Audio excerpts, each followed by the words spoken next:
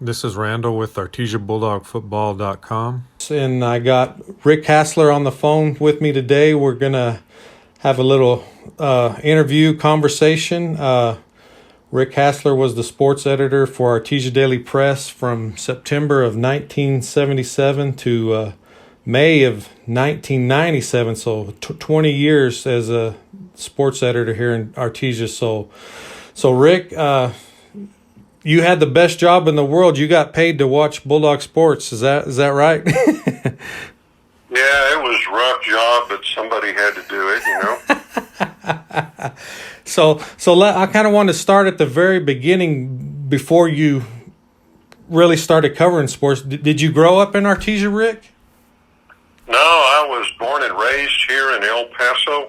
Okay. My folks came out here from Pennsylvania in 1948, and my dad was teaching at Texas College of Mines, now called UTEP, civil engineering professor. And my brother was born in 1950, and I was born in 53, so I kind of grew up in the El Paso school system. Okay. Graduated Coronado High in 72, went to UTEP and got a journalism degree in 75. Okay. Then I spent 1 year as a news editor at a little old bi-weekly newspaper, a little town over near Fort Worth, Texas, big town of Azle, A-Z-L-E, for a year, from 76 to 77, and then came back this way when they went to once a week and started cutting staff. So applied for the Artesia job, which I found out from my old journalism teacher. She said, yeah, they're looking for a general assignment reporter at the Artesia Daily Press. I called up Bob Eaton.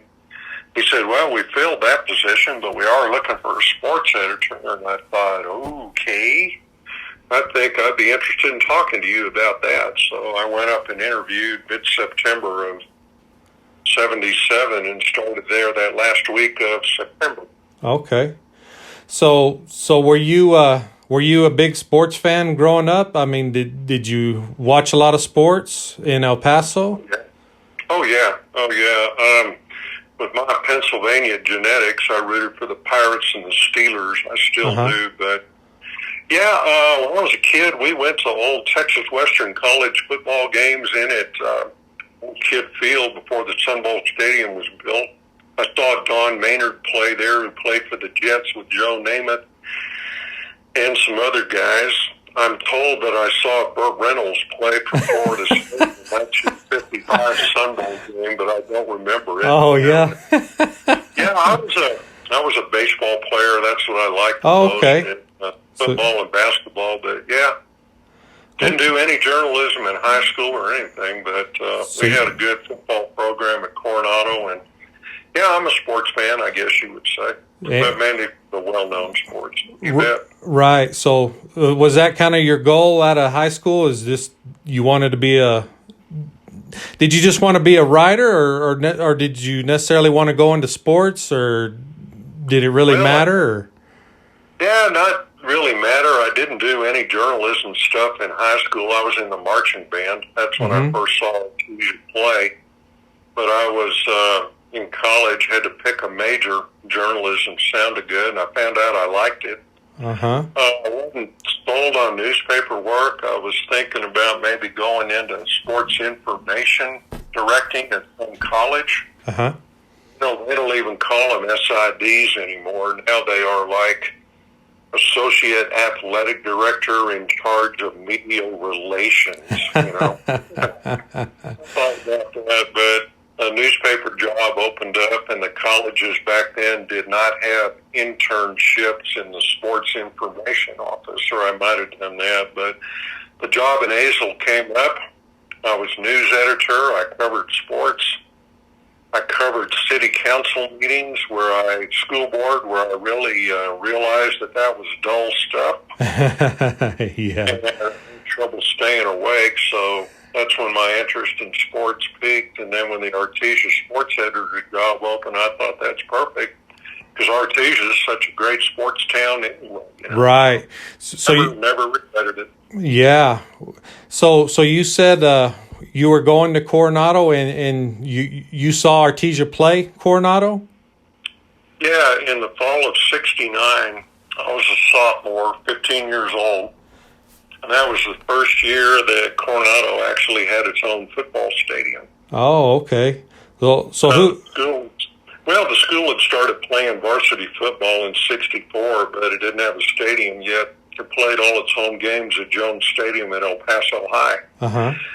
So, the third or fourth game of the year of the '69 season, we had a pretty good team, and they got Artesia a 2-year contract. I didn't know anything about the Bulldogs, but all the fans came down, and we saw all these signs, Artesia #1 and everything. And Artesia was in a 21 game win streak or something, and we played them up there. It was early in the year, and a non-district game, and Artesia won it 12-6. Oh, pretty good game then. Yeah, well, we thought Coronado had a pretty good defense, but here's Artesia and LG Henderson, that '69 team. They're just running these big plays on offense, and they're ripping through the defense for 6, 7, 8, 9 yards a pop. We're wondering, man, what's going on? Wow.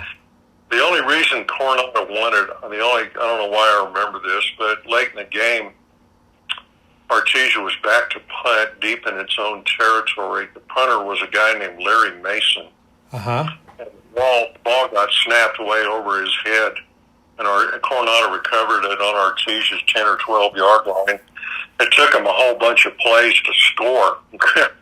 But they won the game 12-6. Yeah, I was just looking up that score. Yeah, 12-6. Wow. Yeah, and then the rematch the following year, I did not go to up in 1970 in Artesia. I didn't go to it, but some friends of mine did, and Artesia went up and got slaughtered. Yeah, real bad. That one looks like 45-14 in 1970. Yeah. So. It was amazing because some friends of mine came back from that game and they said, Hassler, you ought to see where Artesia plays, man. The stadium looks like a mini Sun Bowl. Oh, yeah. That's really? What's it called? Bowl, So that's when I started becoming aware of Artesia. That's kind of neat that it kind of came full circle. You come here and cover sports for Artesia. That's true. Plus, Artesia was a heck of a lot closer to El Paso than Fort Worth was, so I was able to get home on weekends to see my folks. Right. Oh, that's good. Yeah. Yeah, that helped. So yeah, you saw the only Bulldog loss in 1969. So pretty. Yeah. I don't remember the reaction of the Artesia fans. Really, I was 15 years old in the band, didn't know anything, so it was.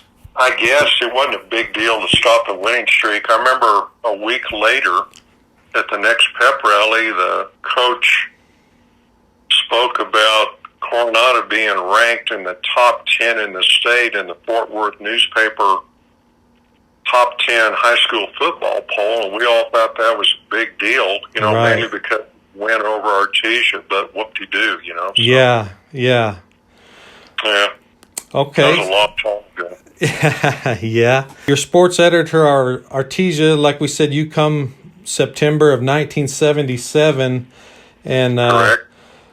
We didn't win that year, but we win the following year with Mike Phipps in 1978.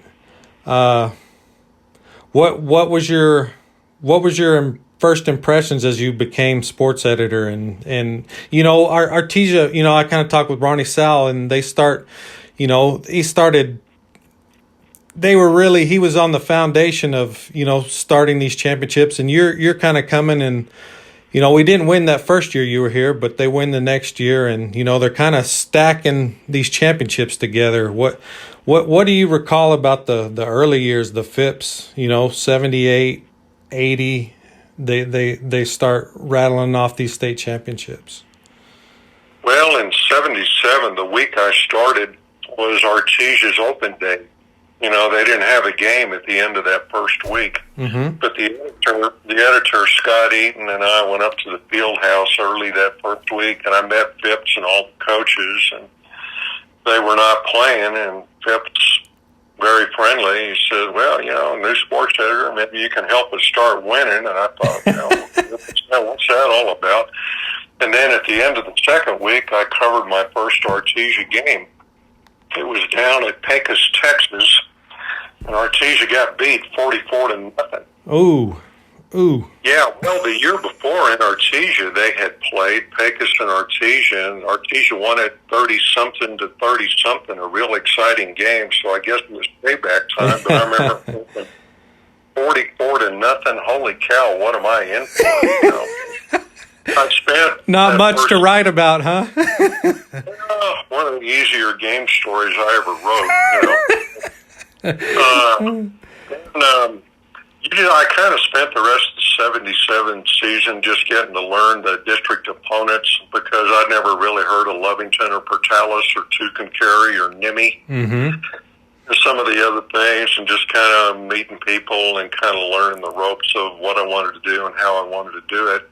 The 78 team, I remember the best thing about it, one of the pre-district games was against Bloomfield, right? Mm-hmm. And Bloomfield was undefeated, was ranked first in the state in the Associated Press high school poll, and they signed a 2-year contract with them, and Bloomfield came down to the bowl, and Artesia put it on them 30-0, Uh-huh. Well, I had a lot of fun writing up that game story. Killed them. And then a few months later, we got them in Artesia for the state championship game.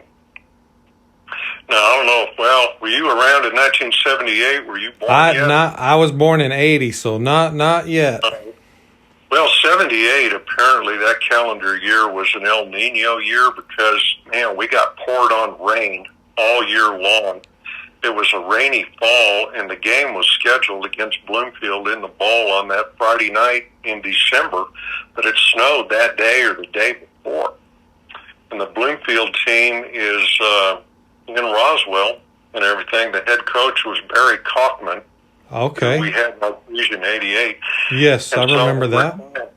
Yeah, so that Saturday morning, I heard that Kaufman was coming down to see. They were trying to clear the field off, and Phipps and Harvey and Kaufman Saturday morning are out there walking the field pretty fast, and I'm in front of them, walking backwards with a camera, trying not to fall down, snapping pictures of them coming toward me, and they're trying to persuade Barry, we don't think we can play tonight.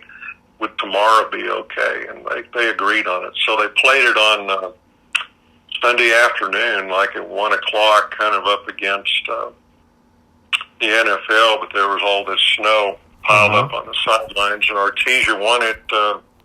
So that was my first state championship game. Neat. Yeah. 79, they had some problems, I think, getting their offense down and running that triple option wishbone that Phipps liked. Uh-huh.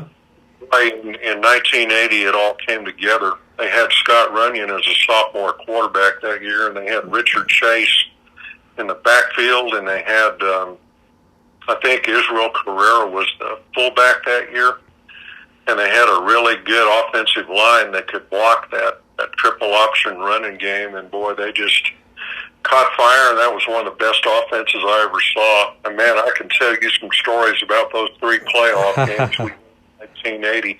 They were all on the road. Uh-huh. You want to hear it or not? Do you want to hear it or not? Yeah.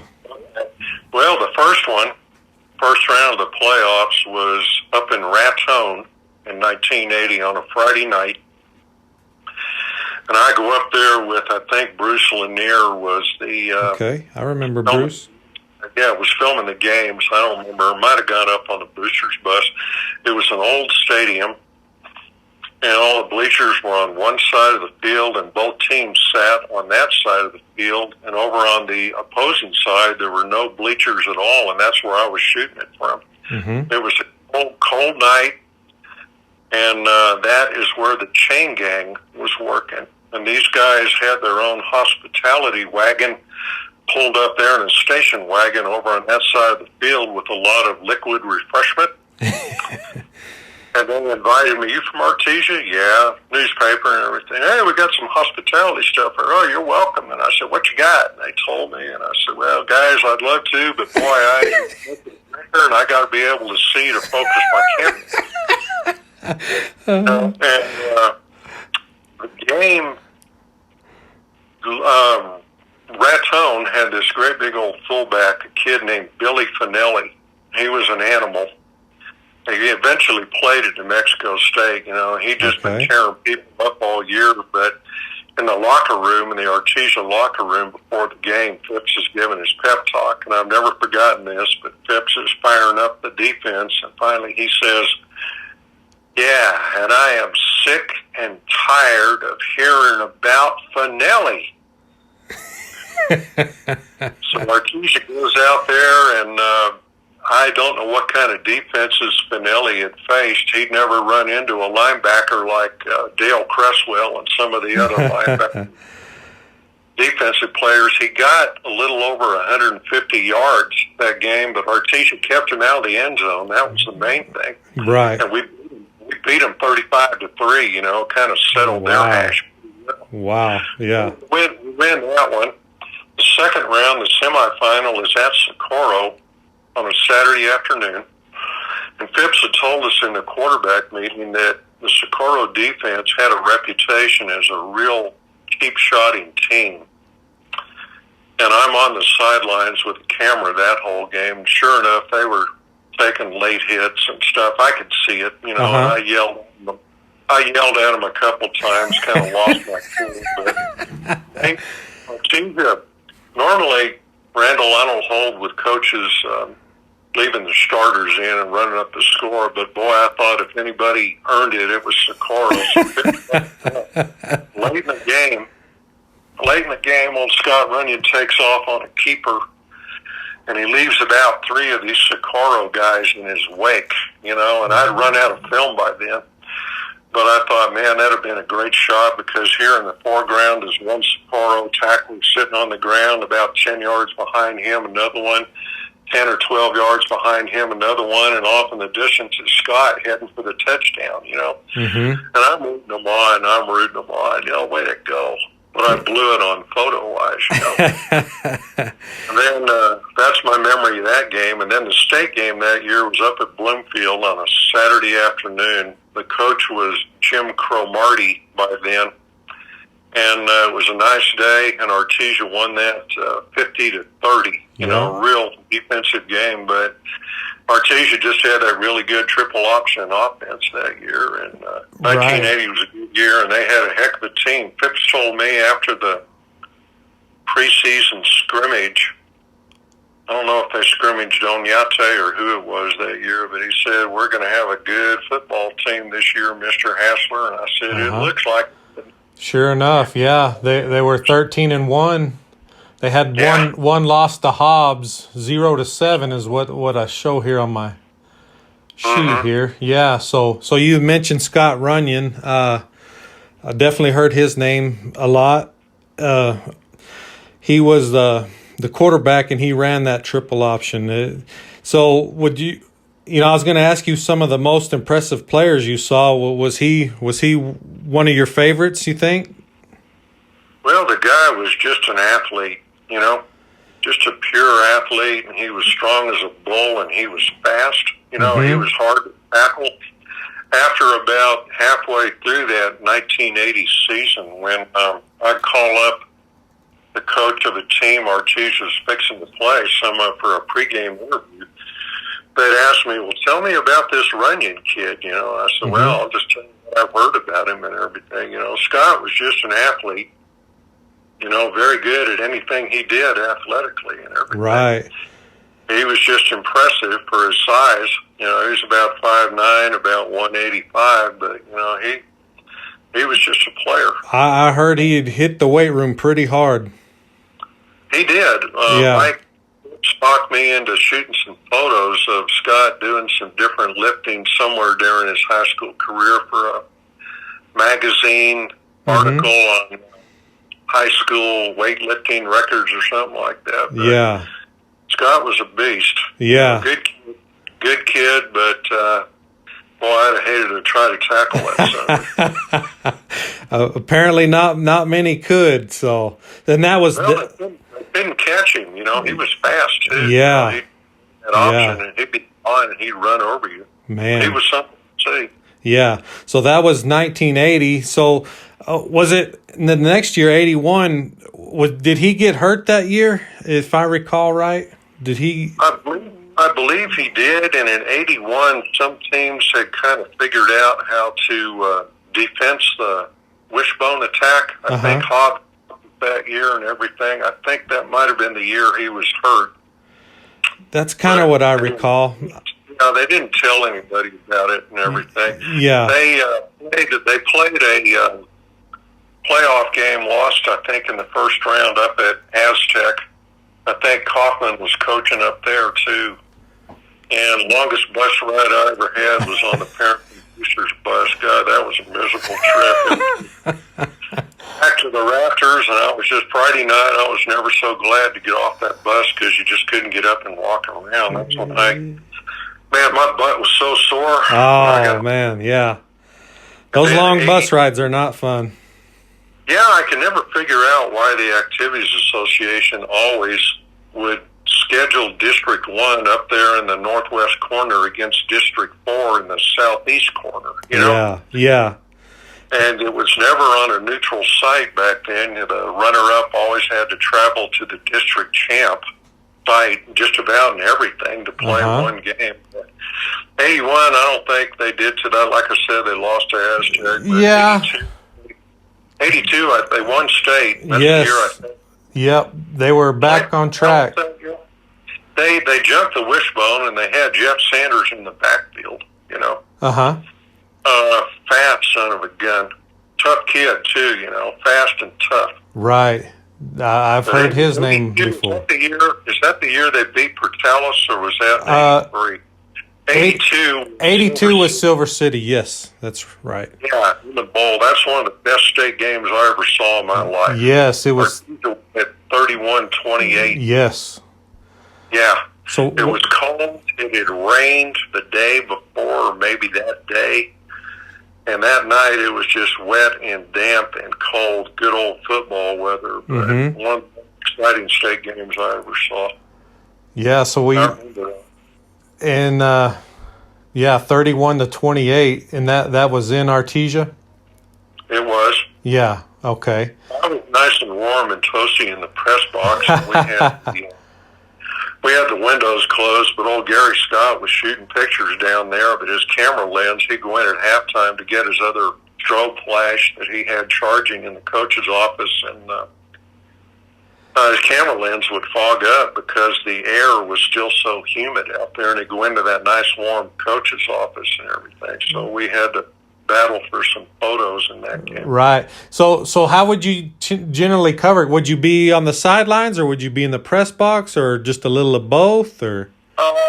For the first several years, I was usually in the press box. Gary would be on the sideline shooting photos, and I'd be on the press box, you know, keeping stat and everything. And that pretty much through most of the 80s, I think, up until about the early 90s when Gary wanted to be a spectator, I think, a little bit more. So I started, our editor, Darryl Pear, in 91, started shooting the home games, and I'd be on the press box. But on the road games, I'd shoot them on the sidelines, and then I'd use the stats that Don Osborne kept for Wilburn and the radio. Okay. Yeah, I remember Don Osborne. I tried shooting pictures and keeping stats, and boy, it was just not good because the stats were inaccurate and the pictures sucked. Oh, you know? yeah. That's a hard. I mean, yeah, for one person to do that, that would be very difficult. Yeah. So it worked. Plus, I always enjoyed shooting photos, and Osborne kept good stats, so that was not a problem. Then it started being Bohannon when Cooper got there, and he had Dale be the official statistician, and Dale kept good stats, and I always had access to those on road games. Right. Well, that's good. So 82 they win, and 83 they They win. They beat Portales that year. Yes, 22-8. What do you recall about that season? Well, they had played Portales regular season and lost. Yes, they did. 6-8. I believe they had a coin flip with Portales to decide the site and time of the state game.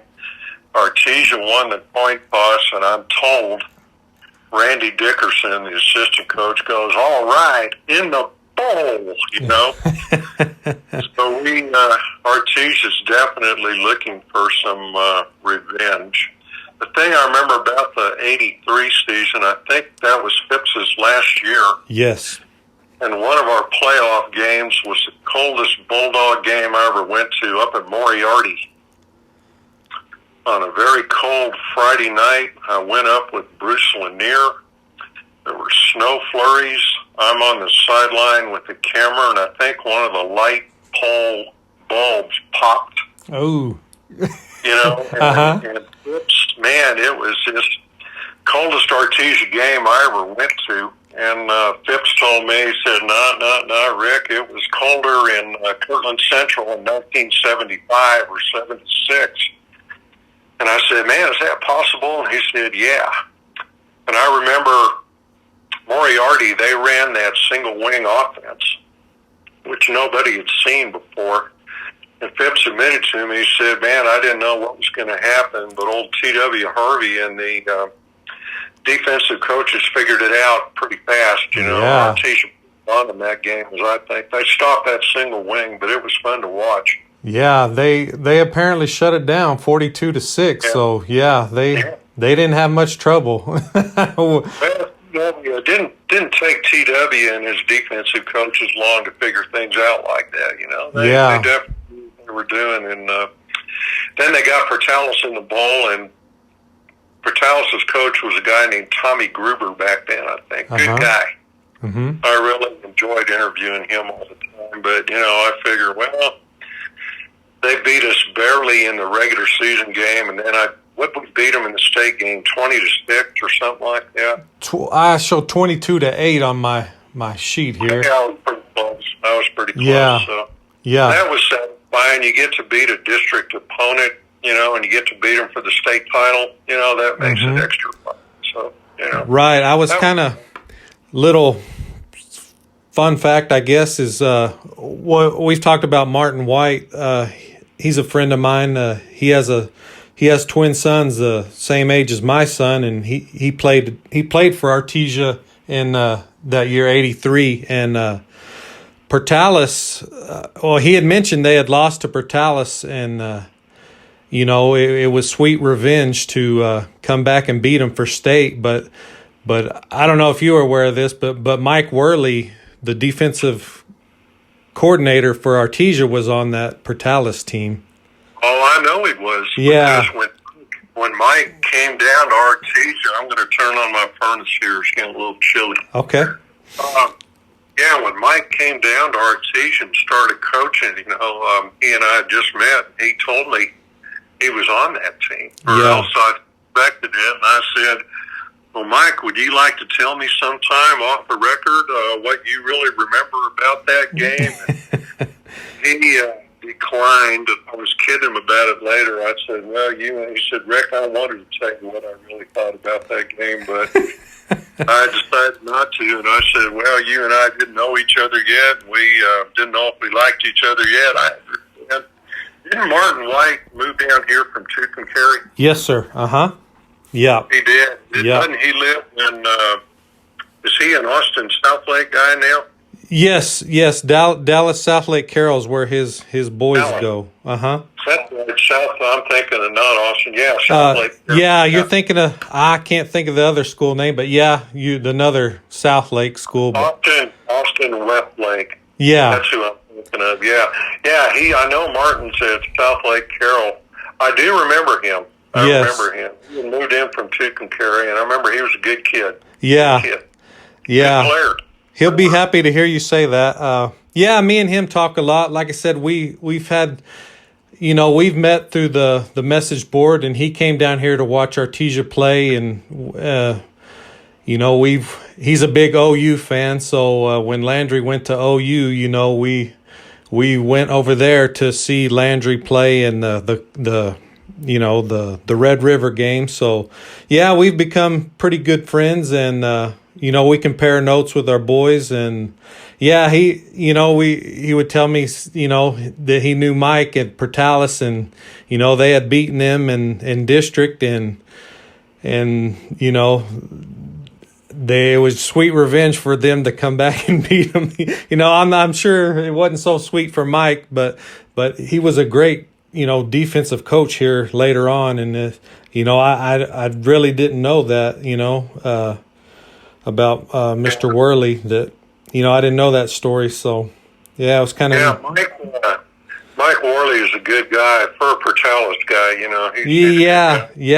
He's definitely a favorite in Artesia, for the defenses he put together. He kind of like, you were talking about T.W. Harvey, so, pretty good defensive coach.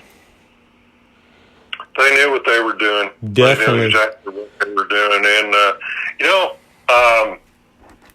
the players, the defensive players, I think overwhelmingly, man, they loved Coach Harvey. Yes. And they loved playing for the guy. I saw them throw him in the shower, after maybe the game. After the Silver City game, the players got carried away. They were trying to throw everybody in the shower. They went after me, and I'm in the coach's office in there in between the locker rooms, and they came after me. I said, guys, I've got interviews that I need to do, and I don't really need to be doing this. So I stick them on to Gary Scott, the photographer. I said, Gary, if you want to throw somebody from the newspaper in, get him. So he agreed, set his cameras aside, and then the next day at the office Saturday morning, he said, thanks a lot, Rick. And I said, you're welcome anytime. But, man, when they grabbed Harvey, I swear that whole defense grabbed him and picked him up and carried him into the showers. I wish we got it. So Harvey's defensive players, they really respected him, and they loved the guy. Yes, I've heard that so many times. Heard a lot about the guy. Just from players too, that even after he had left, he would keep in touch with players, send them birthday cards. He knew when their birthday was, and he did that. After my folks died in the mid-'90s, he sent me a card each time. I was during the year, head coach, he and I had a few run-ins, but TW was a fine guy. He had his faults like we all do, but I always respected him. His dedication to the kids, and he was also old school. He was sir, no sir. Mm-hmm. You don't wear your butt inside, and if you break the training contract, you're gone. Yeah. Yes. He did not believe in second chances. He thought once you're in high school, you're old enough to know better. Yeah, well, I tend to agree with that. Yes, sir. I would too. So I always respected him. We got along fine. He could tell me good words, but occasionally we disagreed, shall we say. Right. And that kind of, he was kind of Phipps's right hand guy, would you say, as far as defensive and all that stuff, and he eventually takes over. So we're finishing up on 83, so they win. Phipps leaves, and we transition to T.W. Harvey. Yeah, after Phipps officially submitted his resignation, they did this big search, or took applications and everything for the Artesia coaching job, and nobody, the central office, would tell me about it, about who the candidates were or anything, and I can understand that and everything. So I called up TW, I guess that summer or that spring, might have been that summer at home. Hey, do you have any idea who the head coach is going to be yet? And I said, you heard any rumors? He said, no, Rick, I don't know anything. I think they'd already offered it to him. And I thought, well, okay. He was pulling my a little bit. So Yeah, in '84, his first year, and Robbie Ballou was the quarterback, and they beat Aztec in the state game. They were loaded that year. Yeah, 33-12. Yeah. Was his son on that team? Tom, he might have been. I can't remember. I can't remember that. I'll tell you a good Tom Harvey story. Okay. And it was when TW was coaching. One of those years in there, they got St. Pius down here in the playoffs, right? Uh-huh.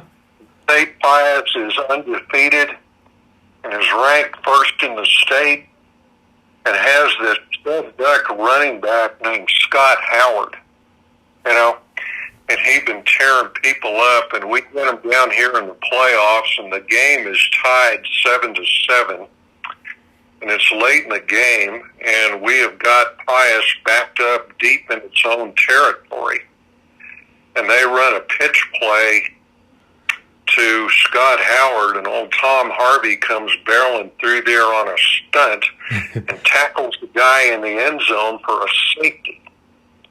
And Artesia ends up winning the game 9-7. Stop this win. Oh, wow.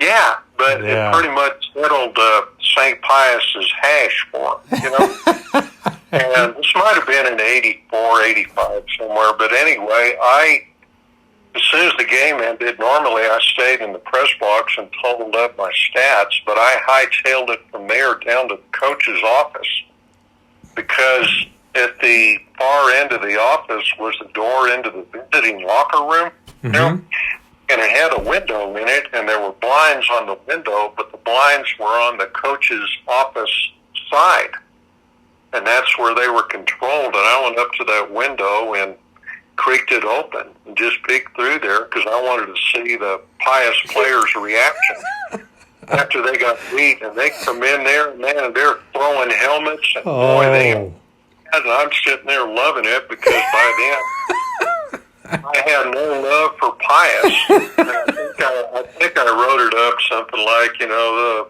Pius players were visibly upset at the loss. I had to phrase it tactfully. The only time I've ever done that, but boy, they were not a happy bunch, and it just absolutely broke my heart. Yeah, that looks like that was in the '84 season when they won. Well, I figured Harvey, 9-6. He probably called a stunt, and they sent Tom in there, and he nailed the guy. Man, yeah. I loved it. The safety is great, but Artesia crowd's going nuts, and it's the stud duck running back. He gets for it, and it's Pius, and it's in the bowl, Right. I mean, what could be, and it's in the playoffs, what could be better, Right. Yeah. And so, I loved it.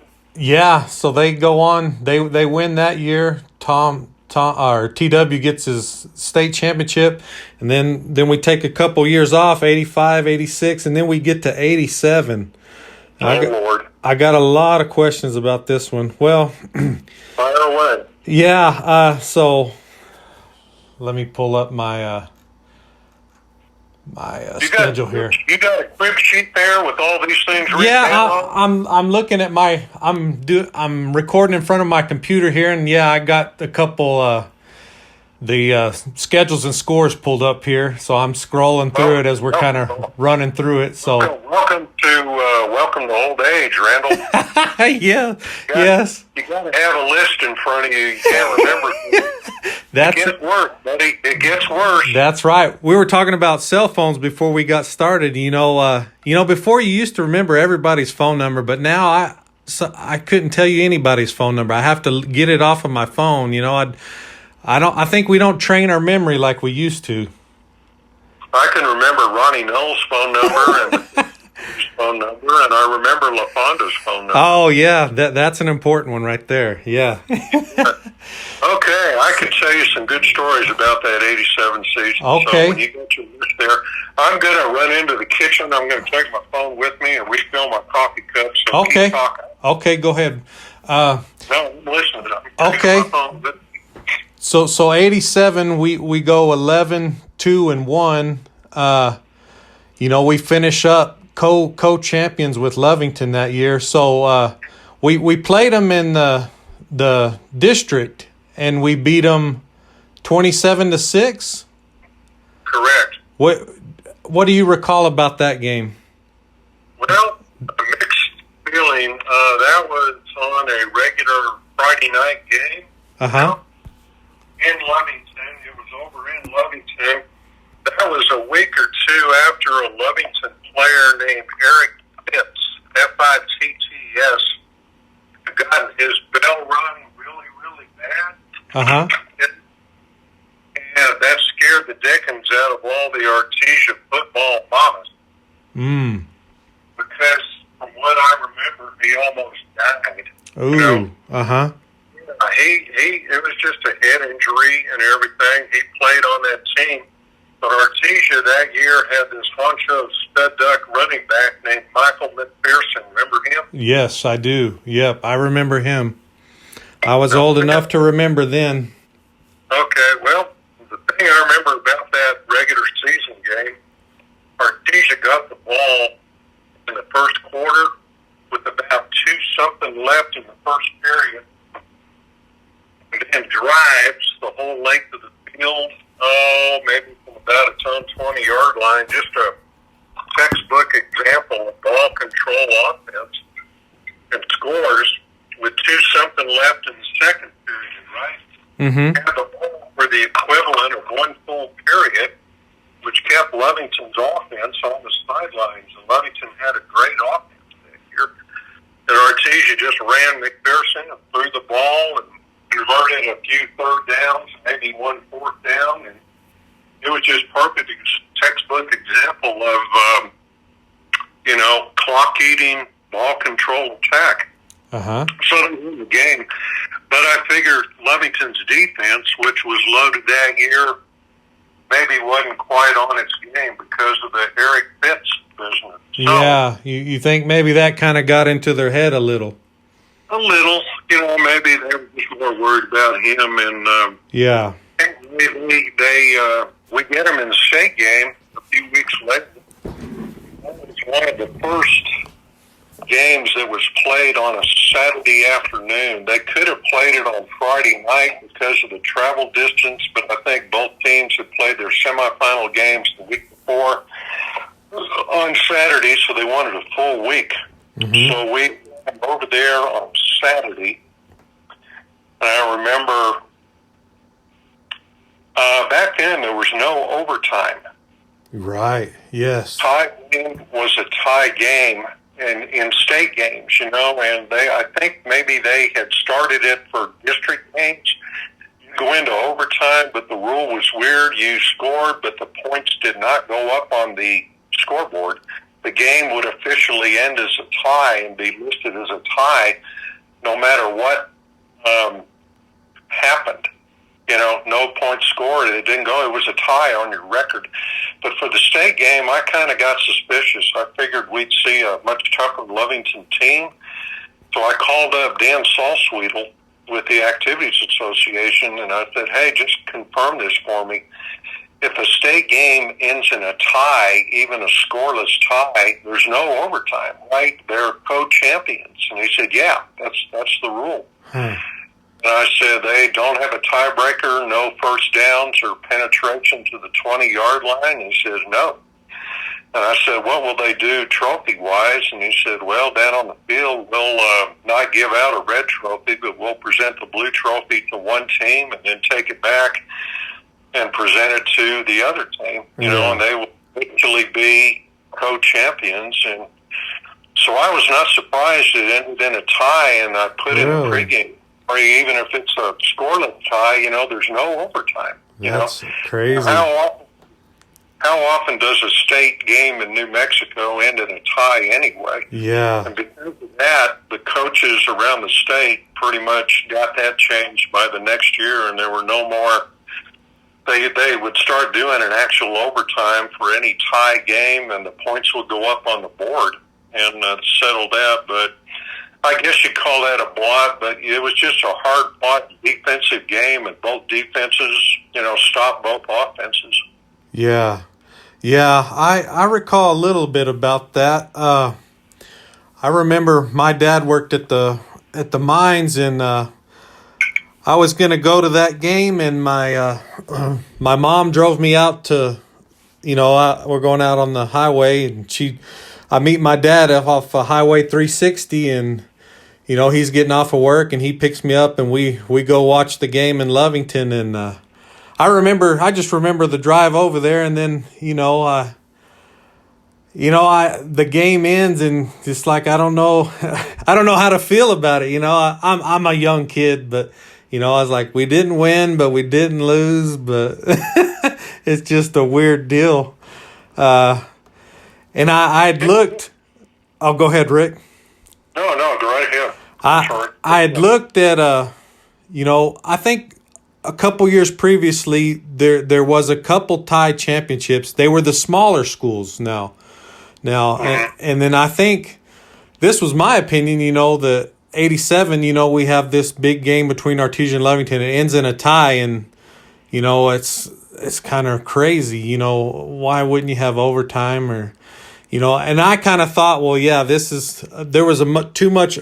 Was there a lot of uproar about this, and that's why the rule got changed, was because of this game? Yeah, I think, they had overtime in regular season district games, but they just did not have one for a state championship game. I don't know if that was a National High School Federation rule or whatnot, And I think people were irritated by it. I think the push to change that rule probably came from the coaches and the athletic directors, but maybe, for all I know, the Activity Association got bombarded with calls from fans saying, let's not ever let this happen again. Let's change the rule and start going to actual overtime, and when somebody scores, put points on the board, because I think maybe that same year, somewhere in there, I think Artesia in a district game tied somebody, maybe Goddard,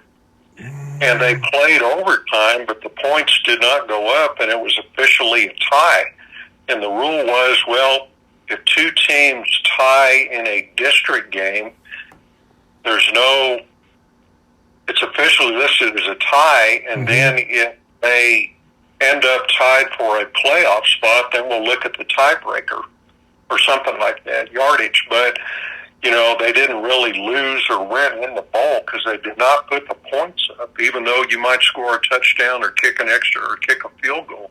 It was a vague rule and kind of hard to figure out. And then they changed it, and they did that for all games featuring New Mexico teams, and it took the coaches around the state a year or two to figure out, well, if you win the coin toss in overtime, what's best? Do you go on offense first, or do you go on defense first? But they figured it out pretty quick. And I've always liked that format where you start at the 10-yard line. Mm-hmm. Yes. And in Texas, where you start at the 25. Because, man, you're on the 10, you can't get a first down. You either score. Yeah. Give up the ball. I just think that's better. But that's just my opinion. Yeah, no, I kind of like that too. Yeah. I never quite understood why people did not like ties. You've heard the phrase, there's nothing worse than a tie. Yeah. And I remember when Artesia and Lovington tied, I remember the lead I wrote for the game story said something like, if a tie game is like kissing your sister, then a tie game, state title on the line, is like kissing your sister when she's had a really bad day. I had to rephrase that a little bit. The original draft, it would have gotten me in trouble, but I couldn't think of anything else to say. What do you say about a 0-0 tie? Yeah, that would be, I don't know how you'd even write that story. What do you remember the reaction from like T.W. Harvey? Oh, T.W. was down there. And the TV people were down there. They had some people from Roswell, and they had some people from the Fort Dallas public television station were down there and everything. And there were a lot of media people around. T.W. just kind of had a smile on his face, kind of a fixed smile. I don't think either he was putting on a good act and was hiding his true feelings, but I talked to Jerry Brown. I think he was the Lovington coach then. Their Jerry Brown, not our Jerry Brown. Right. And, a good guy, and everything, but I think neither one of them, it did not bother them at all that the rule was changed. Yeah. It could have been changed anyway, but, there was no need to, because how often does a state game end in a tie? Right, yeah. And it was just a hunch on my part, and that's what I thought happened, which is why I talked to the Activity Association, and I put all that in the pregame story. Yeah, Turned out I was right, and somebody like Phipps would say, how the heck did you know that? Yeah, that was pretty good foresight to see that, and sure enough, it happened. kind of a warning, but it was good that they finished it, Man, I'd love to see them play overtime that game, but shoot, maybe that would have gone scoreless as well, considering neither team scored as both the defenses were playing so well. Yeah. It was a hard game, too. I remember, man, a lot of hard licks on both teams. Both defenses were hitting. It was nasty. Yeah. Well, I mean, it looked like Artesia had a pretty good year that year. I mean, they looked like they rolled through the playoffs pretty good. And yeah, we faced the Lovington, who we had already beaten, but like you said, they had a scary incident, and that could have played into their minds a lot. I definitely would, as a young kid. You think you're invincible, and you see someone get seriously hurt, and you're like, oh wow, this could happen to me. Yeah. They when Artesia and Lovington played the regular district game that Friday night over there in Lovington, it was, like I said, a week or 2 weeks after Fitz had gotten hurt, but during invocation or something like that, a bunch of Artesia fans over there held up a sign, letters that just said, "Get well, Eric." Yeah. And that touched a lot of Lovington fans. A good rivalry. Right. That's I neat. think for a fact his injury scared a lot of Artesia football mamas. Yeah. Understandably. Right. Yeah. Definitely the moms. I can see that. I just from my own kid playing sports. Yeah, they don't want to see. They don't want to see their baby get hurt. No. Moms are great. Moms are great. They really. Yeah. So that year we end in a tie, and then what was it? You talked about Barry Kaufman. He came in '88, right? Correct. He was there for 1 year. I think they finished 5-5. Yes, that is right. And I remember they had some trouble that year. I think they lost to Carlsbad, and it upset some of the players. And some of the players, sad to say, went out and took out their frustrations by doing some boozing, and they got caught. Breaking the contracts and everything, but Barry was here that 1 year. He and I got along well, and we'd known each other from when he was at Aztec and Bloomfield that time. But he told me later, before he resigned, I asked him, how'd you like it coaching here and everything? And maybe he had just announced it. Maybe I did a retirement story on him, or resignation story. He said, man, it was just a lot more hours coaching here than I ever thought it would be, because he was not living at the field house like his predecessors. Yeah.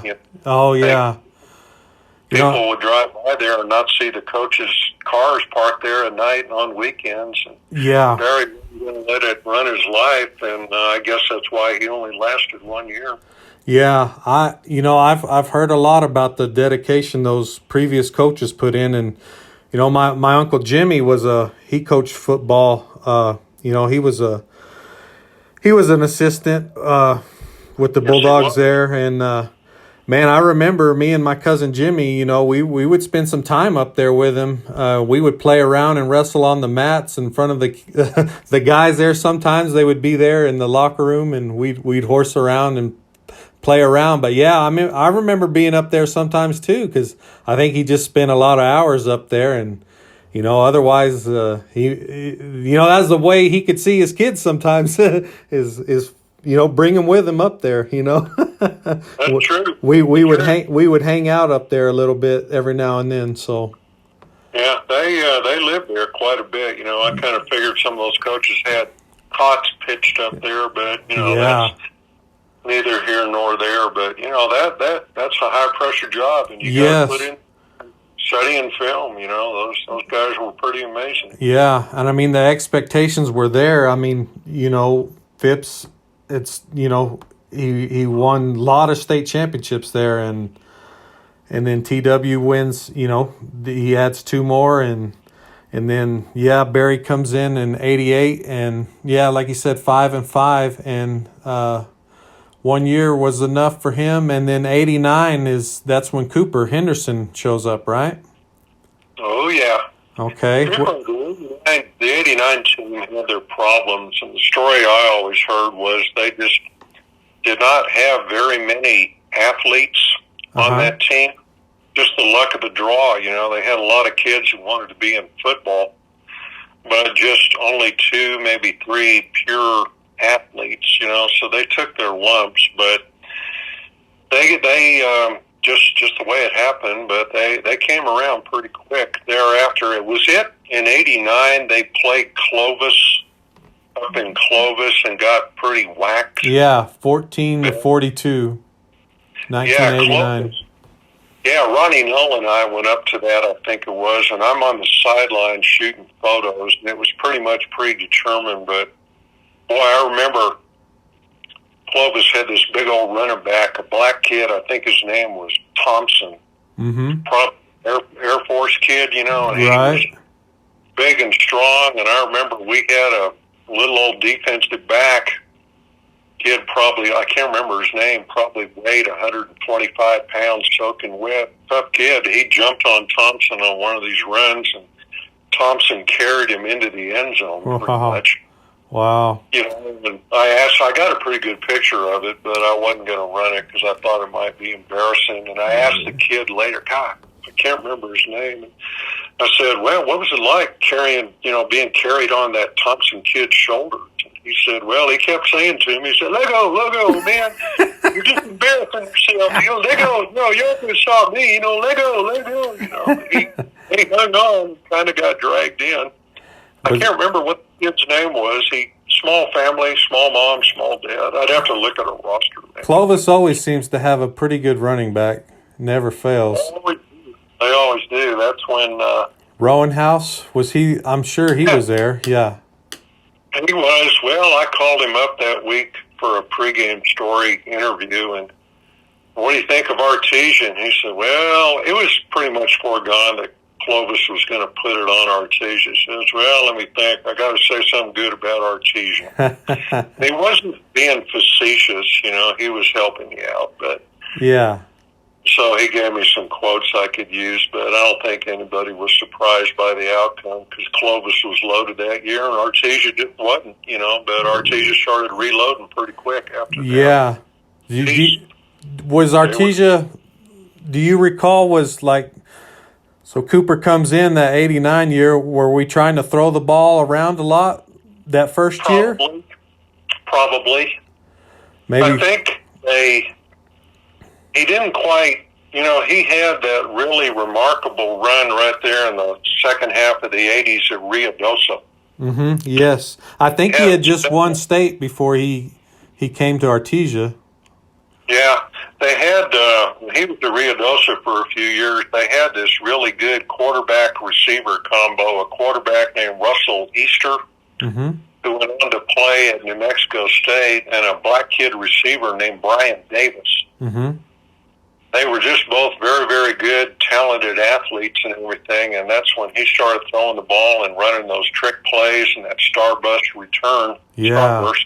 Yeah. And everything. And I think he just had to wait a little bit until he had the personnel who could do it and just get his system installed. I'm sure they threw the ball in '89, but maybe not quite, because you got kids learning a brand new system. Remember much about it except they lost a lot. I don't think they had a very good year. Yeah, they 3-7. So that was a rough year, but maybe not. first year in, and this is a whole. I mean, it really strays away from the traditional Artesia. We're kind of power run team, right? I mean, right. Power run, and then you go to this kind of a spread the ball around, and just really, to me, he innovated a lot for the early. I mean, those spread offenses came around in college. Tech and all them, they just throw. The run and shoot, I guess they would call it. Those offenses. Texas Tech, yeah. Yeah, and it seemed like Cooper was kind of the first to.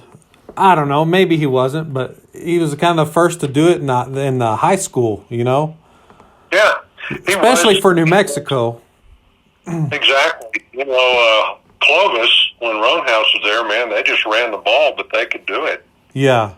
Those big old farm boys in the offensive line, and then the fast kids with the Air Force families and everything in the backfield. But you're right. Cooper started throwing the ball, and he had the people for it. The kids learned how to block for a passing attack, and didn't mind throwing the ball 50, 60 times a game, man. I would run out of room on my stat sheets up there in the press box. And by then, Bohannon was the official stat keeper, and we'd sit up there together in the press box at home games, and we'd spot for each other, and just the yardage total started going up. But, it's a passing game, and people like points, and people like offense, so he picked the right time to kind of open things up. Yeah. He had quarterbacks in that era who really had powerful arms, and great receivers, and they'd run the ball every once in a while to show that they could, just to keep other defenses honest. But it was an exciting time, and you're right. He was one of the innovators of that in New Mexico high school ball. Yeah. So in let's see. We actually, before he won a state title, we lost one in 1991 against Goddard in the bowl. Yeah, Goddard had a stud quarterback named Danny Vigil. Vigil, yes. We played him in the regular season and beat him because he was setting out a disciplinary thing. He'd been caught being a bad boy. I don't know what it was. But he was back hale and hearty for the playoffs, and they did beat Artesia in the state championship game that year. I remember that one. If I remember right, that was Goddard's last year, and I think we were playing. I forget was it 3A football, and they were gonna. That was their last year, and then they were gonna move up to 4A, I think. Something like that. And I think it was kind of a cold day that day. There was snow on the ground. Am I remembering that right? Wouldn't surprise me one bit. I was in the press box with the heater going on and the warm up there. It was a Saturday afternoon game. By then, the Activity Association instituted that travel rule. Yeah. And non-Friday night games, so the Saturday afternoon games were pretty much etched in stone. I learned pretty early on, Randall, to totally hate Goddard's guts and root against him every chance I got. I carry that to this day. Yeah, I mean, there's still a good thorn in our side at times. So a good rival. Yeah, they do some things I don't care for, but, in football and some of their fans. But that's just Goddard being Goddard. I've heard that from Artesia people for years. Yeah. Losing to them that year in the state game was an extra thorn in your side. But, definitely. Artesia's paid them back for that over the years. Yes. It's just, that was Cooper's first run at a title, and it is rare. It is super rare we lose. It's hard to beat Artesia at home, anyways. But to lose a state game at home, that was a pretty tough one. But I mean, it was that quarterback. It Who was that quarterback? Yeah, I've heard a lot about him. You know, I've heard that name a lot. So he was a horse. yeah. So Without him, Artesia wins it easy. Yeah. Just like it did in the regular season. But right. you got to keep the right people healthy, or at least out of trouble. Definitely, your playmakers are huge. You know. Yeah. So yeah, we lose that one, but then boy, here comes the good stuff. You know, 92, 93, 94. You know, a three-peat. So what do you recall about some of those years? Well, they just had a really, really good offensive attack. The passing game, I think the quarterback in those days was David Joseph. Yes. And pretty good quarterback. Yeah, he had a tremendous fastball, man. He could throw bullets. Mm-hmm. I heard, and we had David Patterson as one of our receivers, and David was like 6'3". Yes. And fast. Big guy. Those two guys plus the other receivers, they could just absolutely kill defenses. You know, they were fun to watch. That was the year in the early 90s they put in the mercy rule, and Artesia is playing Hobbs somewhere back there, gets way ahead, and I'm on the sideline shooting photos, and the clock is going so fast. And I thought, what's going on? But okay, it's the mercy rule and everything. But they just had a heck of a good offense and a good defense. Cooper was doing his 2-platoon system by then, and you really did not have anybody going both ways. Right. So yes. They would give up some points on defense, and they always took all their best athletes and put them on offense for the most part. Right. And they were just good. Somewhere in there, they played Aztec in the state game. I think you posted the official video of it. Yes. And that was 93. 93. Yeah. They were licking their chops. I think Aztec came in top ranked or real high and really, really good and had a bunch of big old defensive linemen. But I remember the Artesia coaches were licking their chops. They were telling me, boy, Aztec secondary, it looks slow. And they probably up north had not faced a passing attack like Artesia was running. And I remember David Patterson had a gimpy ankle in that game. They really couldn't cut him loose. And the defensive line got through and sacked Artesia a couple times, but we just passed them into oblivion, and we beat them pretty handily that game. Yeah, let's see, 28-9. Yeah. 28-9. Another one, so... Yeah, a lot of teams could not figure out how to defense that. I remember somewhere in there, might not have been then, it might have been 96, 95, old Cooper came out a home game. The other team's defense had been schooled in pass defense, so Cooper comes out and runs the ball every play. He ran a no huddle, and they are just snapping. Bohan and I are up there trying to keep stats, and we're writing stuff down on the previous play, and they're already snapping the ball on the next one. We're saying, come on, dadgummit, Cooper, slow down, will you? Everything. So, Cooper wasn't above doing that to a team occasionally. If they weren't planning to try to stop our passing game, Cooper would come out and run the ball for the first few series of offensive possessions, But it was a good time. They had a lot of good teams, and they won their state titles. And the pass offense is fun to watch, Other teams catching up to us, but Cooper got into it, ran that short passing game, and he had the people to do it. Tremendous quarterback, receivers, and running backs when you needed them, and an offensive line that knew how to block for the passing game. Yes. And then we were talking about Mike Worley, earlier, and him playing for Portales, and he comes and helps the defense, and I think we had Coach Dickerson, and just a lot of, good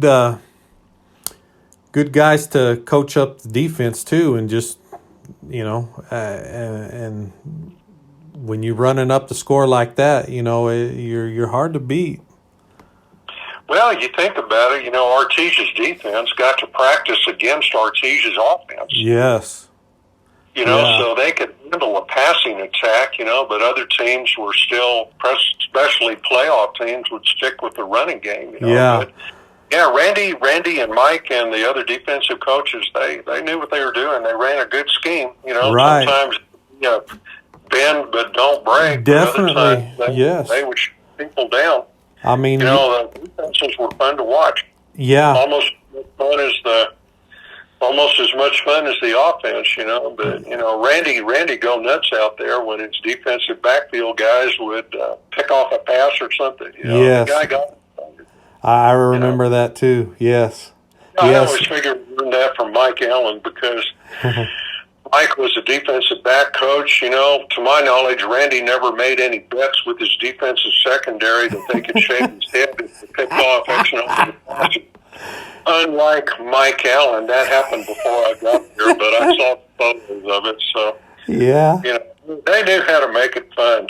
Yeah. They would definitely challenge the players. From what I recall, definitely challenge the kids, and they could motivate them. They could get them psyched up, ready to play. I remember them guys being excellent motivators. Oh, yeah. You'd be fired up to play, Big part of it. And then go ahead, Rick. Some years you just don't quite have the personnel. You can't That's recruit true. like Pius can. That was tongue-in-cheek joke. If Pius wasn't doing well in football, I'd ask somebody, well, was there recruiting down this year, or baseball? And they would go, no. The same thing with academy. Yeah. They played as an independent in football, but if there are other sports, well, I guess they're having a good recruiting year. I poke fun about that in print sometimes. Sometimes people will laugh about it. Sometimes people are, well, recruiting? We don't in recruiting? When you're a sports writer, you can have fun with that kind of thing. Yeah, I'm sure.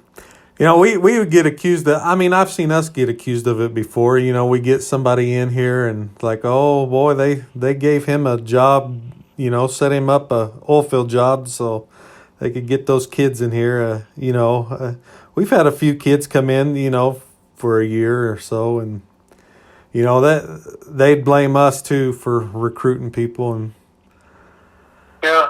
I heard stories about that, about the accusations even back in the 60s, Yeah. I never really saw any proof of it. Like when Scott Runyon came here, he moved down here from Lander, Wyoming, but all the stories I heard was that his dad, Bob, kind of recruited Artesia and picked Artesia, looked at a lot of towns and programs to move to and everything, and he picked Artesia. And it paid off, Yeah, so, definitely. Yeah. Well, yeah, that's got to factor in. If you're looking for a good sports town, Artesia is a good place to be. They started that winning tradition, and and you grew up in El Paso, and some people they come to Artesia, and it's not their cup of tea. They like, I don't know, the bigger cities, or you spent 20 years here, so. Obviously, you like the town. I like the town. You're right. I was a city kid. I grew up. I did not know. Never been hunting or fishing in my life because I never understood the deer hunting culture. Yeah, it's big. You'll have to ask Robbie Ballou about being a deer hunter sometime, and I'll leave it at that. Okay. Never quite understood. I'll tell you a good story. The first couple of years I was here in Artesia, the editor was a guy named Scott Eaton, who was 2 years older than me, and he was from Roswell. And he wrote a column about being taken on a deer hunting trip by Danny Scott, who was our circulation manager, and Danny's older brother, Kai Scott, and they took Scott out deer hunting, and he got a deer, you know.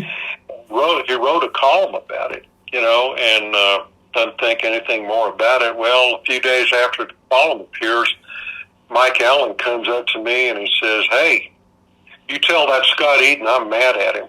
And I'm thinking, what's going on, you know? And he said, "Well, I've been trying for years to get a deer, and here your editor goes out on his first deer hunting trip and gets a dang deer. You tell Scott Eaton I'm mad at him," you know.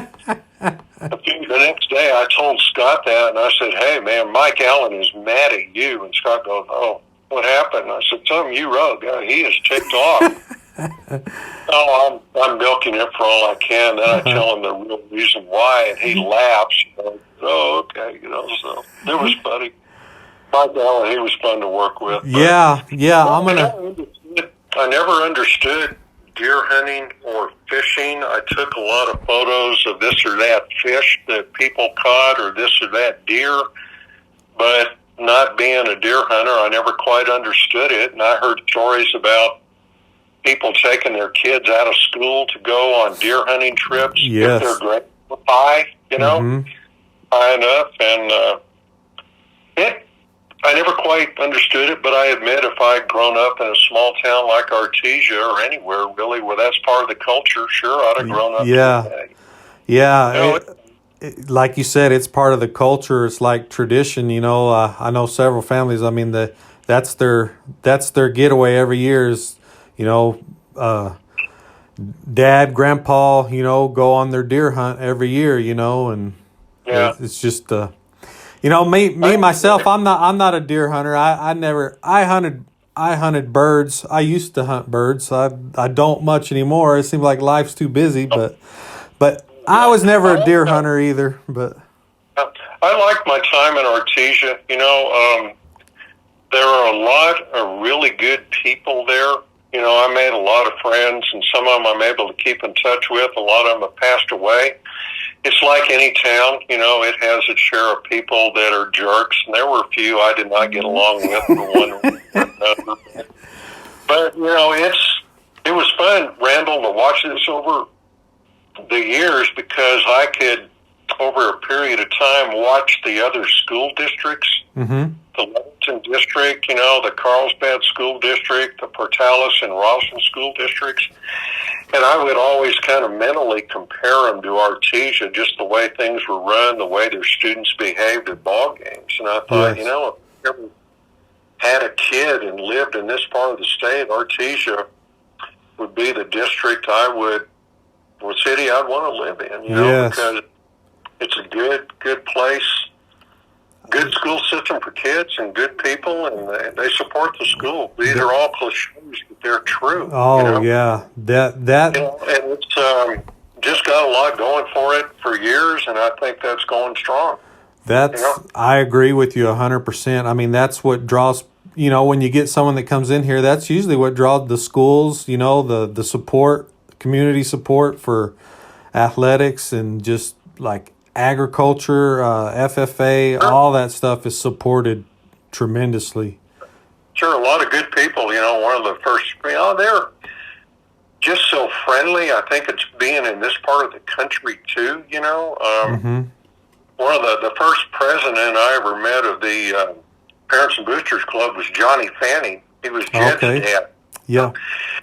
And I got to know his wife, Jareen, a little bit, you know, and I was talking to her once, and she said, Johnny was at all the quarterback club meetings and everything, and I didn't recognize him at one game because he was wearing eyeglasses, you know.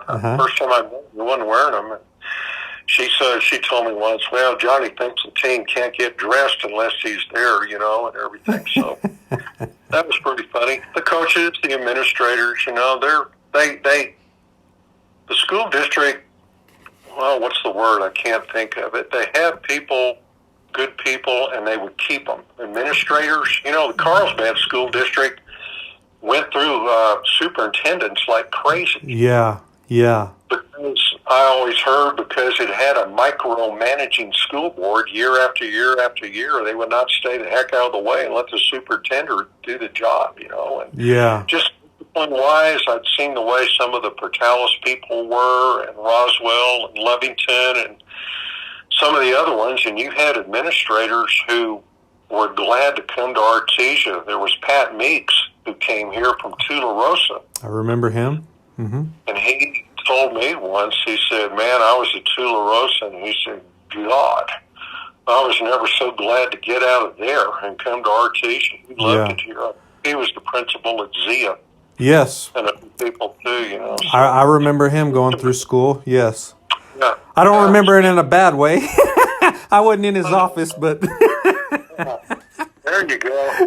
Oh, I'm sure you were a nice, obedient little boy. I was pretty quiet. I was a pretty good kid.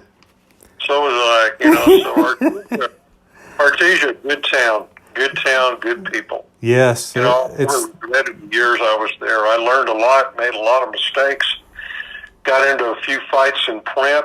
You know, regretted a few things. Sometimes I write a column and poke fun at somebody or something, and it did not go over well, but other people would laugh and everything. Yeah. So it's just part of a sports writer, you know. Yeah. You can get away with things writing sports that you can't get away with from the school board or city council or county commission or... Yeah.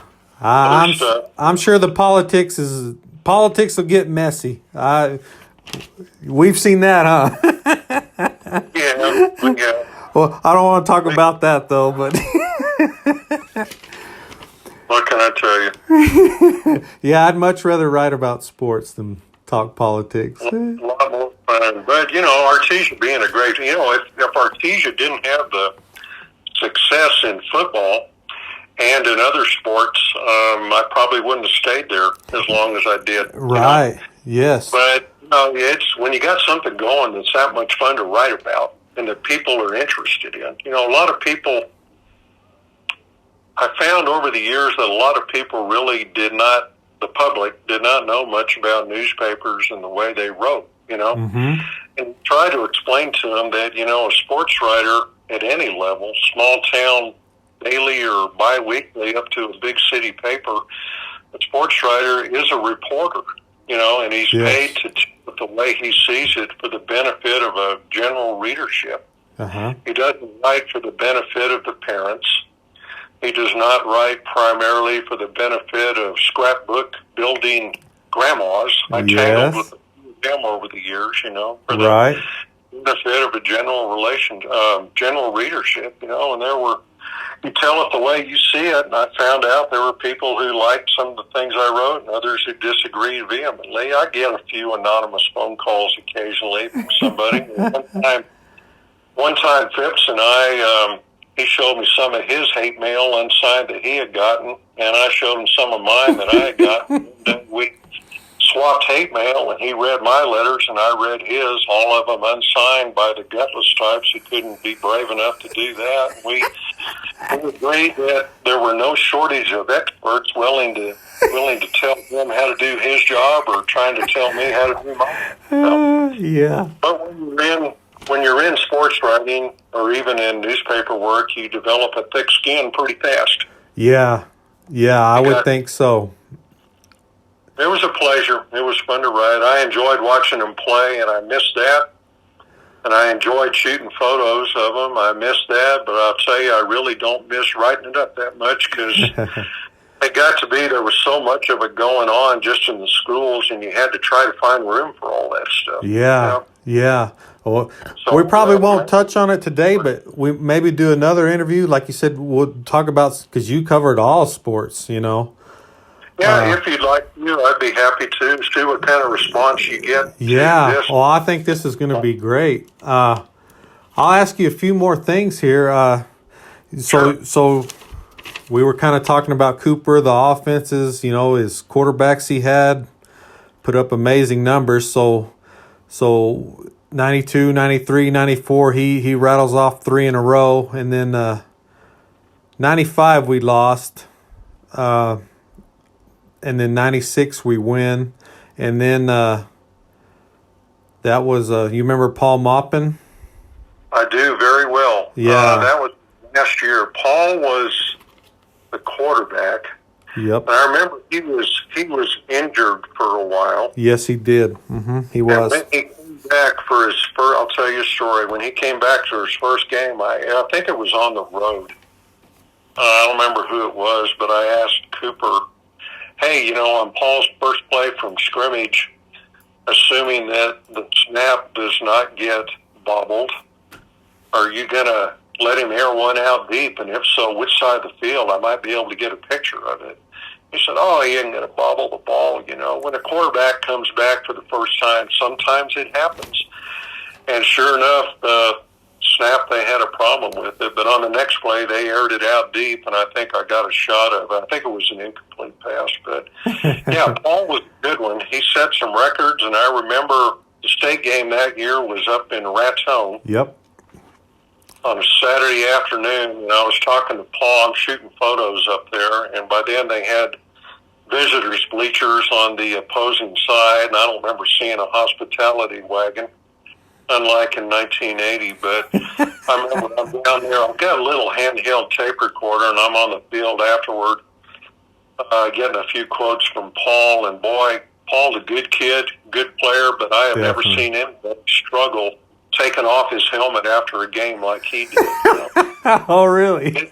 Yeah, I guess it just bit kind of tight, and he gets it off, and I'm sitting there waiting. And I said, you okay now? He said, yeah, my ears are burning, but everything. They had a good team that year. Yes. I had known I was leaving after 1 year. I knew like a year in advance it was going to be my last year there. So,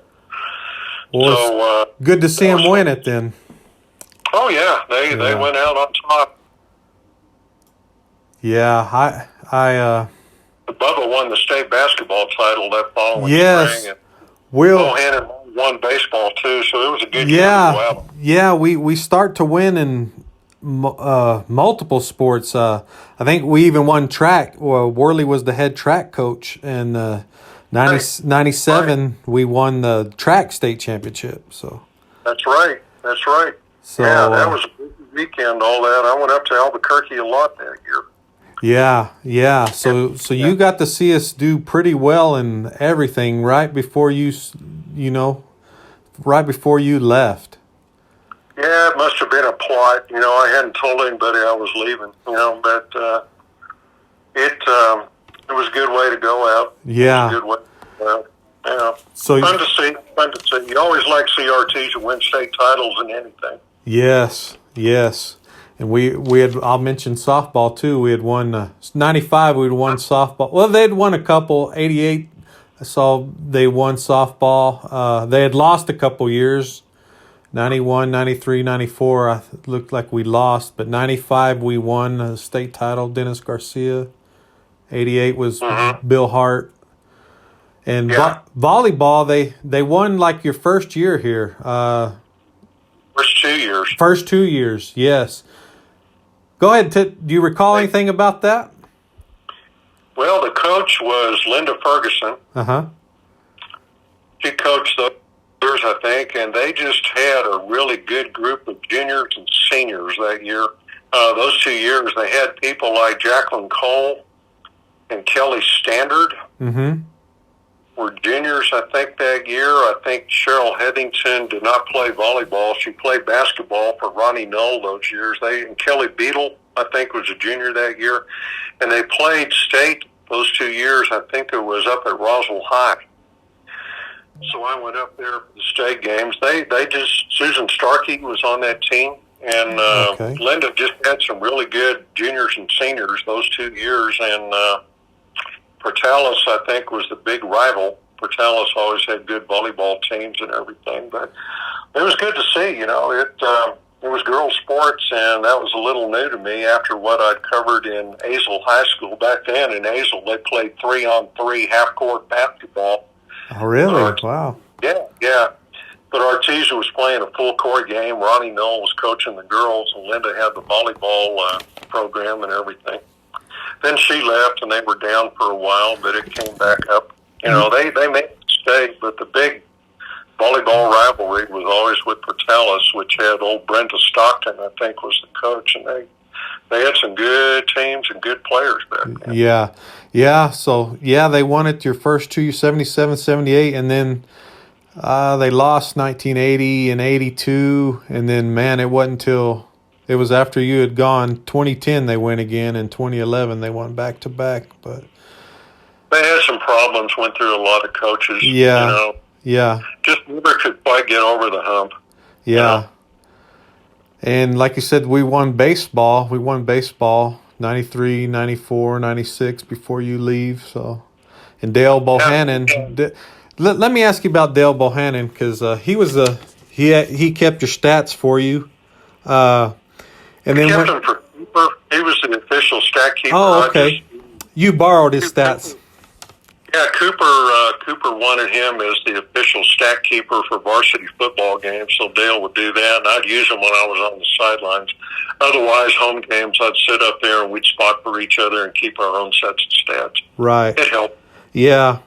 I remember Dale Bohannon. I had him as a teacher in school. I loved his class, and he was a good baseball coach too. And from what I recall, or what I heard, when he left Artesia, he moved to El Paso. He was down here for a while. He was living out on the northeast part of town and everything. And Lisa, his wife, Lisa Rhodes Bohannon, was working for the Diablo baseball program. She called me up one day and said Dale was commuting for a while, but he was coaching at some of these little high schools out there. God, I can't remember. Candidatio, maybe? Uh-huh. The other one like that. And I think he was switching to Texas just to build up his... can you hold for just a second, Rick? Yeah, sure. Uh-huh. Okay, we're back. Okay. Yeah, so Dale... he was in El Paso, right? Yeah, he was. I think he was building up his retirement fund in Texas. He was in Houston for a while. I haven't had any contact with him for quite a while. But I think he maybe had just done baseball as long as he wanted to. Yeah. He was coaching he told me that the Artesia district and the rules that they made the coaches follow were so much different than what he encountered at some of these little schools like Candidatio around here. Uh-huh. And some of the other ones. He said, man, the language, and he's coaching like 8th grade girls, something or other. Uh-huh. Man, the language some of these coaches do around here, when the way they talk to the girls, man, that'd get them fired in Artesia. Really? Wow. Man. And they get profane? He said, yeah. I just thought, boy, that's just another plus for our team. Yeah. We got to watch what you say. Definitely. So I'm not sure where he is now. He and Lisa had a house out there in the Northeast in a housing development that the streets were named after baseball players. I think they lived on the Roger Maris Drive or maybe Sandy Koufax Boulevard. He thought that was great, but that was years ago. I'm not sure where he is. Right, yeah. Dale's a good coach and definitely easy to work with, and he had a lot of talent those years. You got to have the depth. Yeah. Particularly for that. He was fun to talk to. The coaches, I'll tell you the truth, my sympathies all those years were always with the coaches from Pee Wee or T-ball all the way up through varsity. Because they just had to put up with so much from people at time to time, and I just sympathized with them more than any All-Star, Little League, and everything. They had my sympathies, and because it was high school sports, I'd tell the coach if it was new one, I'm not going to be writing anything attacking you or anything, because this is just high school, and you got a tough enough job, but I'm not going to be second-guessing you in print. I just didn't think that was my job. Right. Professional, something else, and college was something else, but, yeah. I think they were safe with me. I wasn't going to get on their case about anything. Right. Still did at high school level. Yeah, Not like places in Texas where everybody is an expert. Yeah. Yeah, no, you're right about that. In some other towns, the sports writer, I mean, they'll get on the coach. I've seen that in the Hobbs paper before. They'll really, they're not doing so good. You know, they won't write favorable stories about him or anything good. Well, my feeling was I didn't play high school sports. I think my freshman year, I was on the JV baseball team, and that was about it. I wasn't big enough for football or basketball.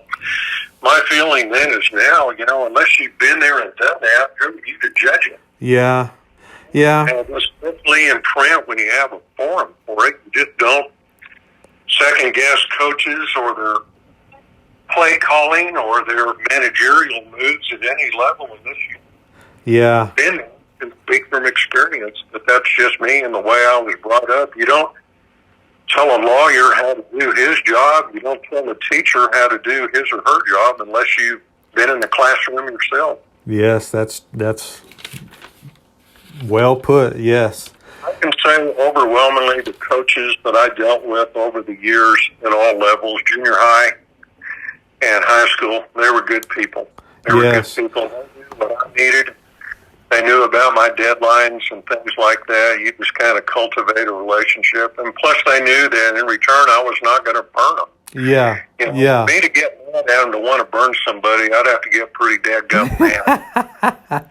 And I would ask them about it later nicely, but you never ripped them in print. Not my place to do it. Right. I think you were pretty well respected for that. I mean, just from what I know or have heard, everyone liked. I mean, you had your run-ins probably here or there with some people, but you were pretty well liked as a sports reporter here, and 20 years, that speaks a lot. So no, I never really had a sense of that either. Mm-hmm. This might sound weird, but I'd write something, but I never really had a sense of people actually reading it. Or even thinking about it. You just kind of write it until Mike Allen pointed that out to me one time. I think he had already retired from coaching, but he was a big booster of baseball and everything. He was around definitely and everything, but occasionally you'd write something and have some fun with it, and people would tell you they appreciated it. They'd laugh over something you wrote, means they got it, that type of thing. Did not get a lot of feedback, but occasionally you did. Occasionally I heard from people who were displeased by this or that, and I'm thinking, boy, where did that come from? Somebody I never met or heard of. But, it was fun. It was fun. A lot of good people and good things to write about. When you got good material to cover, it's easy, So you left in 97, you moved back to El Paso, right? Correct.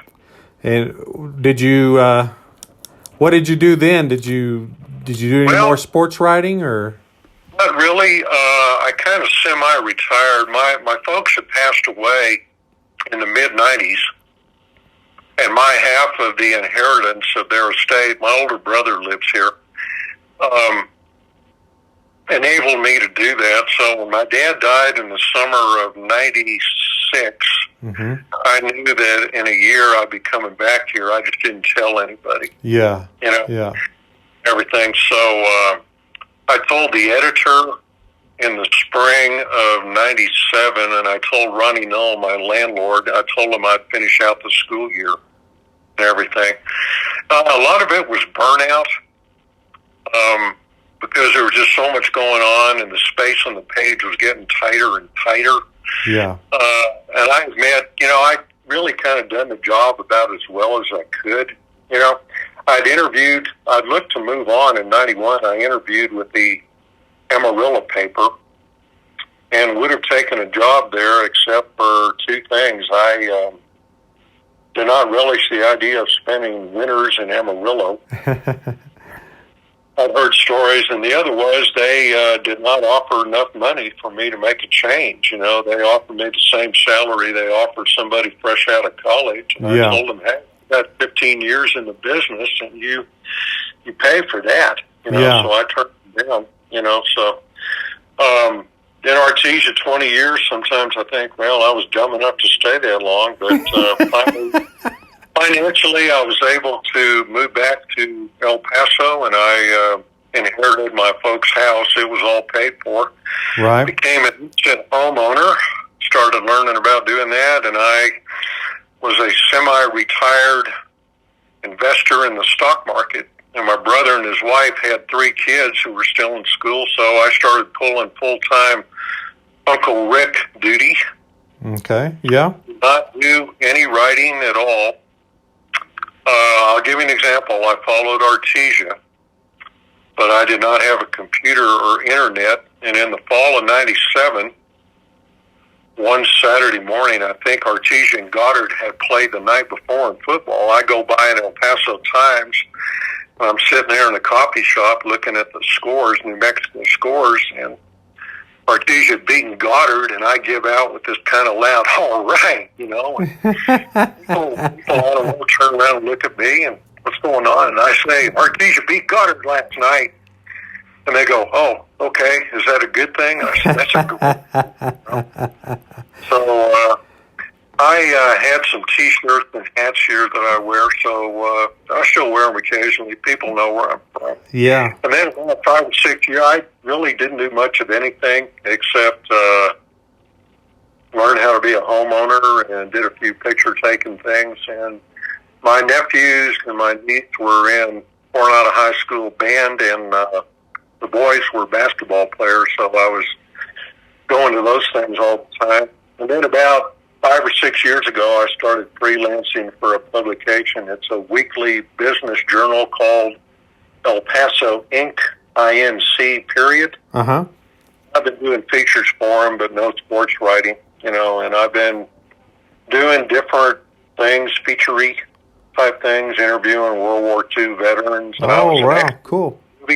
Yeah, I did a column about, or story about being an extra in a movie they filmed out here at the Sunland Park racetrack about horse racing. Mm-hmm. So I did that for a day, you know, stood around a lot, but got photographed. A movie called 50 to 1. It's about a southeastern New Mexico horse, and Mine That Bird, the won the Kentucky Derby. Oh, yeah, okay. And everything. Yeah, I'm an extra in that. I saw the screen. So, you know, I'm keeping busy, just getting older and grayer and more crotchety. Well, that doesn't sound like a... sports as best I can. Yeah, that doesn't sound like a bad life to me. Just enjoying life. Trying to. Yeah, same here. How old are you? Randall, how old are you now? I'm 40. I turned 40 in June, so... Oh, you're still a kid, man. I'm fixing to turn 67. Oh, yeah. Well, I don't feel like a kid, but... Hey, it gets worse. I heard. You know, I remember... I remember when we had, you know, I'd known you through the message board, and you remember we met in Las Cruces, 2007. Do you remember that? We went and came over for the Las Cruces High School game. Yes. And I met you guys at the Cattle Baron Steakhouse. I remember meeting you. Yes. I don't remember a whole lot of what we talked about. I think we probably talked about the current sports, you know, the current football team and stuff. And the year before, you know, we went undefeated. And that was a big game that year between Artesia and Las Cruces because we were both 5-0 and Landry Jones. And it was, you know, a big game. And the one thing I do remember from that conversation, though, with you at that restaurant is gallstones. You don't ever want those. And I'm happy to say I haven't had one yet, so... Kidney stones. Yeah, I had a few kidney stones by then. Yeah. It was kidney stones. Yeah, my first kidney stone hit, and I'll never forget this, on Friday, October 12th, 1990. That night, Artesia played a big game up at Goddard, and I was in the hospital. I had to miss it. Oh, yeah. That kidney stone kicked in that morning, and man, I never felt pain like that in my life. And Tim Palmer was the editor. He had to go up and cover the game. That's one game. Artesia won it. The boys won. I always missed getting to see it. I think I got to see the video of it. Oh, yeah. That was not fun, but I've never forgotten that. Yeah, that's one thing I remember from that. Y'all had me scared to death. I haven't had one, and hopefully I never will. But I remember that. What caused it? It was too much salt intake. I'd never heard that or read it. And I cut back on the salt. I wasn't putting salt on everything, but I just cut back on it. Really haven't had that much trouble once I figured it out. Yeah, I remember you, and I remember Greg Brown. Greg, I remember him. He'd been the manager on the baseball team. Yeah. And I remember we had a good conversation. I was trying to remember which branch of the Hamilton family you were. My dad's the same as Randall Hamilton, and everybody knows my Uncle Jimmy. I don't. You probably don't do Facebook, do you? Rarely. Okay. Well, I mean, my uncle, he's got a million friends on there, and they're all students that know him from classes and sports, and a lot of people, they know Uncle just from him being a teacher and coach, and your Uncle Jimmy was, I think, a junior or senior the first year I was there. Yeah, he was a linebacker. And I think at that first football banquet I went to, he won the Defensive Player of the Year or something like that. That's back when they outfitted the whole team in these black leisure suits. Oh, really? Yeah, he's polyester. And I remember snapping a picture of him and Phipps, or maybe him and Harvey at the banquet. Yeah, I remember your Uncle Jimmy, and he's the father of Jimmy Hamilton, right? Yes, that's my cousin. I guess he'd be. Yeah, I remember Jimmy when he played. Yes, he played. He played on the state championship team for football. 96, 97, and then he won a basketball title with Jennings in 97. So pretty neat deal for him. So that's when you start feeling old, when the guys who were in high school in the late 70s and early 80s are grandparents now, Because, man, they were less than 10 years older than me, so they'd be in the 50s by now. Yeah. Well, Terrible. And my son's, he's a junior. It doesn't feel like it this year. We're not in school and we haven't done any sports yet, but Jimmy's got a couple young boys. They're in elementary school right now, and well, I think they'll be ones to look for too. One of them, he's especially mean. So, is your son taller than you are? He's just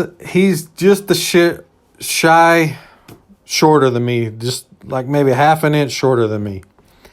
Have you started saluting him and calling him sir yet? No, not yet. No. You will.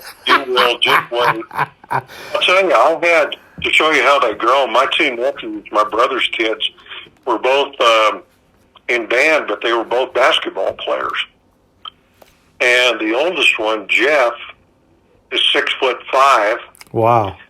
He and his brother Brian, the 2 years younger, is 6'2". And they're both late 30s by now, and they're long gone. They don't live here. But I remember Bubba Jennings found out about him, and I was telling Bubba, and I said, well, I have one nephew who's a freshman in high school at Coronado. He's a basketball player. He's 6'3", and he's still growing. Brother Brian's in 7th grade, and he's like 5'8", 5'9", and he's still growing. And Bubba said, oh, man, have them move to Artesia, Rick. They can live with you, and play for us. They needed height back then. They needed some height back then. Some of your other questions you asked me in that email we can go into next time, because I'd love to tell you some stories about them. The black uniforms? Yes. And some other things, but maybe because my phone is starting to lose power. Yeah, I was about to wrap this up too, because, man, we've been talking an hour and 50 minutes, so it doesn't seem like it, but, boy, it goes fast.